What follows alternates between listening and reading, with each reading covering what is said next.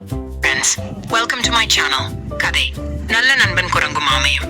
ஒரு பெரிய காடு இருந்தது. அந்த காட்டில் பல விலங்குகள் வசித்து வந்தன. அங்கே ஒரு குட்டி ஆமை இருந்தது. அது மிகவும் மெதுவாக நகரும், ஆனால் மிகவும் புத்திசாலியானது. அதே காட்டில் ஒரு குரங்கும் இருந்தது.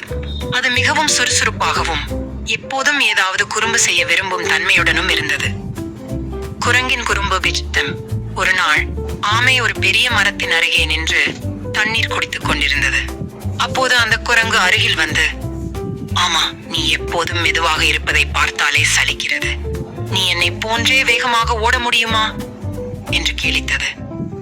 ஆமை சிரித்துக் கொண்டே, என் வேகம் குறைந்தாலும் நான் பொறுமையாக இருப்பேன், எல்லாவற்றையும் சிந்தித்து செய்வேன் என்று கூறியது. அதை கேட்ட குரங்கு, நீ என்னை காட்டிலும் புத்திசாலி என்று நினைக்கிறாயா? உன் அறிவு எனக்கு பிரயோஜனம் இல்லாமல் இருக்கும் என்று குரங்கு செருக்குடன் கூறியது. ஆமை அவ்வாறு எதுவும் சொல்லாமல் அமைதியாக இருந்தது. பெரிய பிரச்சனை. ஒரு நாள் குரங்கு ஒரு பெரிய பழத்தை பிடிக்க முயன்றது. ஆனால் அந்த பழம் ஒரு ஆழ்ந்த கிணற்றில் விழுந்து விட்டது. குரங்கு மிகவும் ஆசையாக இருந்தது. அது அப்படியே கிணற்றுக்குள் இறங்கிவிட்டது. ஆனால் உள்ளே இறங்கிய பிறகு அது மீண்டும் வெளியே வர முடியவில்லை.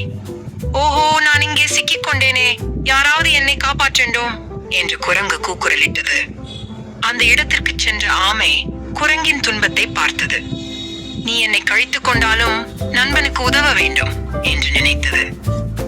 ஆமையின் புத்திசாலித்தனம். ஆமை உடனே ஒரு யோசனை வந்தது.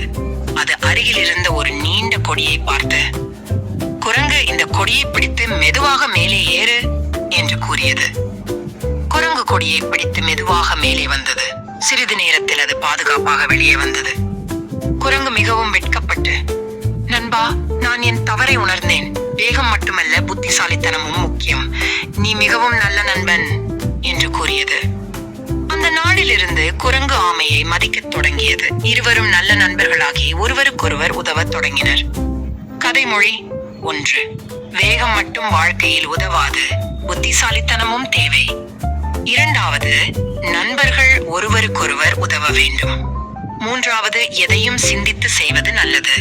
4. ஒருவரை இழிவுபடுத்துவது தவறு. நாளைய தினம் அவரே நம்மை காப்பாற்றலாம். ஸ்டோரி பிடிச்ச லைக் பண்ணுங்க, ஷேர் பண்ணுங்க, சப்ஸ்கிரைப் பண்ணுங்க, காமெண்ட் பண்ணுங்க. Thank you friends.